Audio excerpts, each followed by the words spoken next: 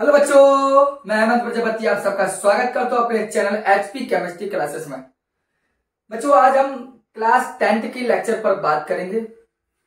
इसके पहले class 10th की केमिस्ट्री में हमने आपको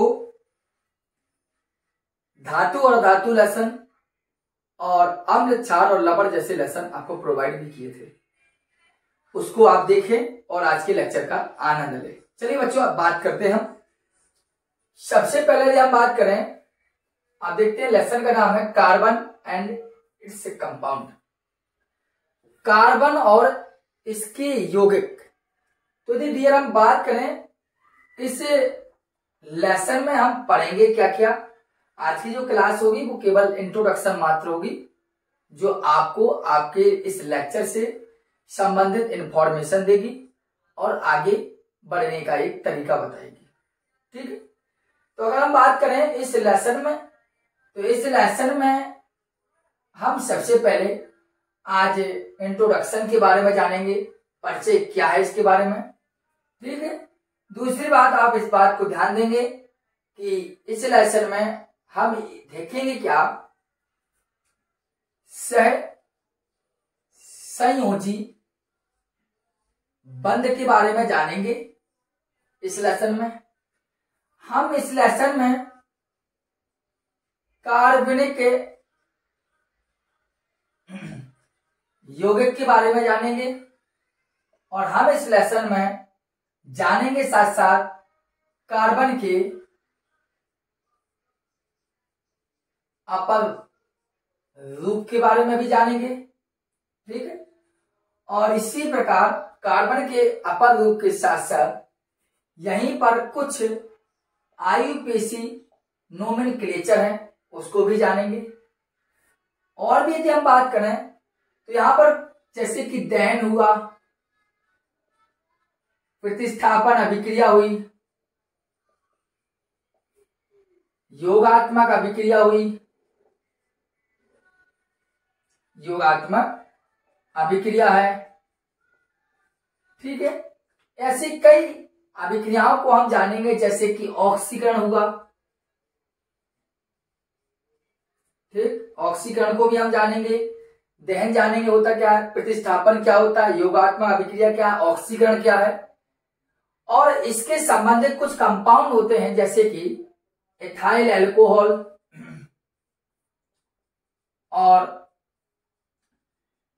इसी में बात करेंगे, एक थी आपका टॉपिक दिया सिलेबस में एसिटिक अम्ल। ये दो ऑर्गेनिक कंपाउंड हैं जिनका हमें अच्छे से अध्ययन करना है। साथ साथ में 7 पॉइंट में बात करें हम, तो हमें साबुन के बारे में जानना है कि साबुन है क्या और साबुनीकरण किसे कहते हैं, या साबुन की सफाई प्रक्रिया क्या है, या हम ऐसा कहते हैं कि अपमार्जक होते क्या है, या अपमार्जक का काम क्या होता है। तो ये सभी के सभी टॉपिक को हम क्लियर तरीके से कैचअप करके धीरे धीरे करके कई लेक्चरों में बात करेंगे, जिनमें से आज हम केवल आपको बता दूं दोबारा कि केवल प्रस्तावना के बारे में बात करेंगे। देखा जाए तो एक प्रकार के परिचय या इंट्रोडक्शन के बारे में आज हम बात करेंगे। ठीक है, तो चलिए हम बात करें आगे।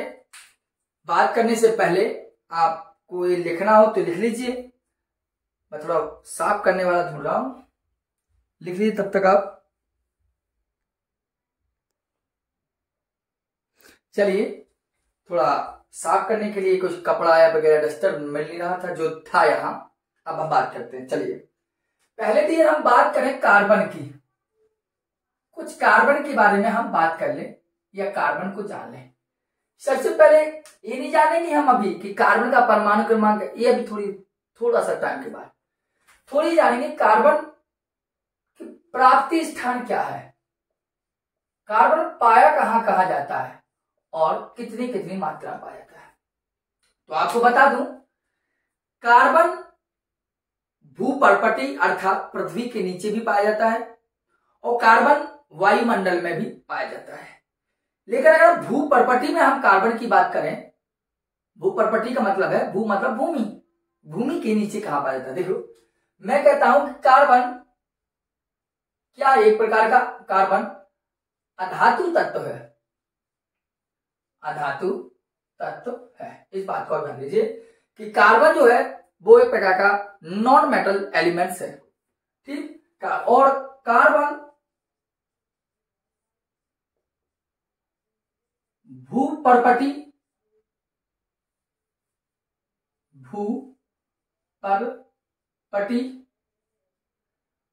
व वायुमंडल, रॉन्ग लिखा हो तो सही कर लेना, ठीक।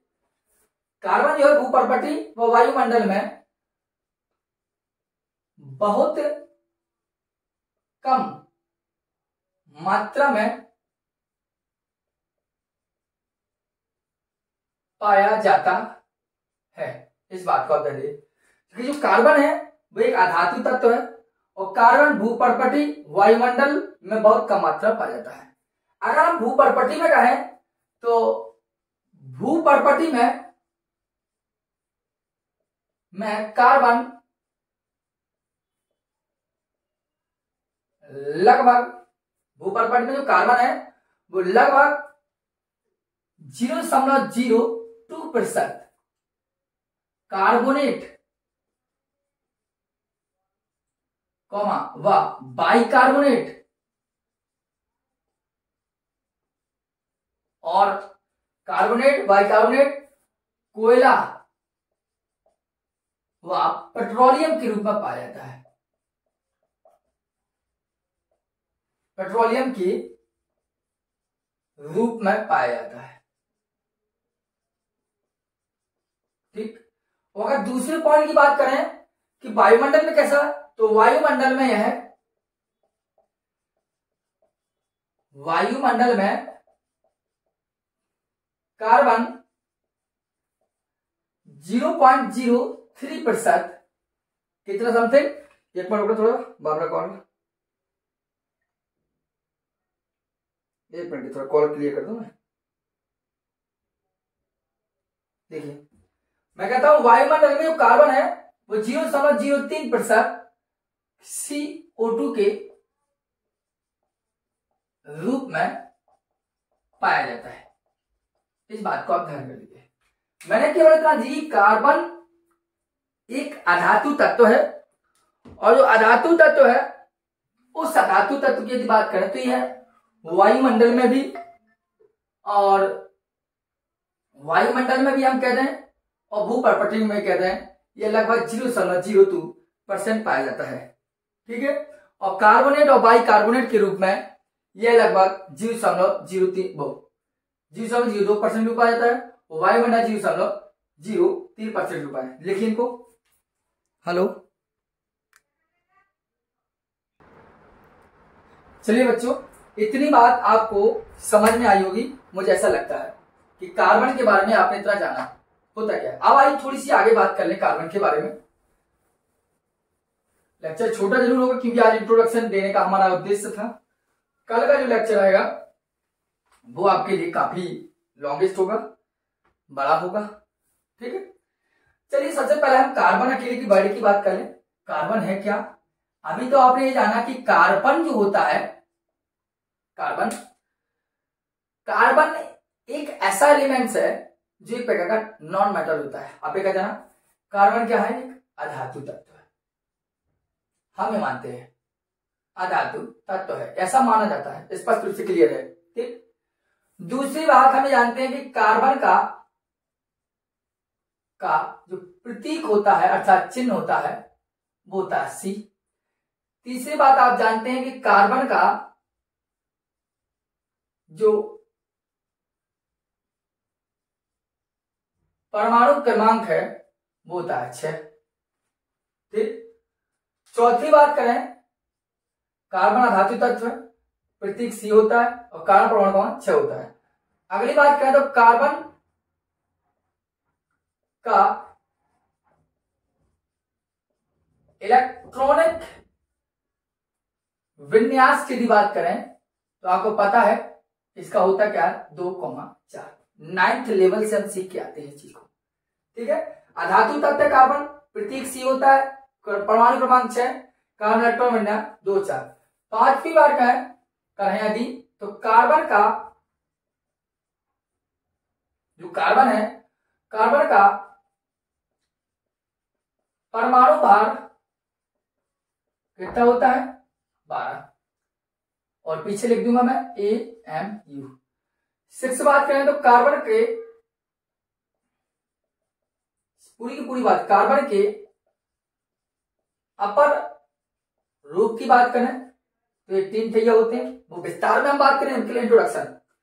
कार्बन के अपर रूप की बात करें तो कार्बन का अपर रूप होता है हीरा, दूसरा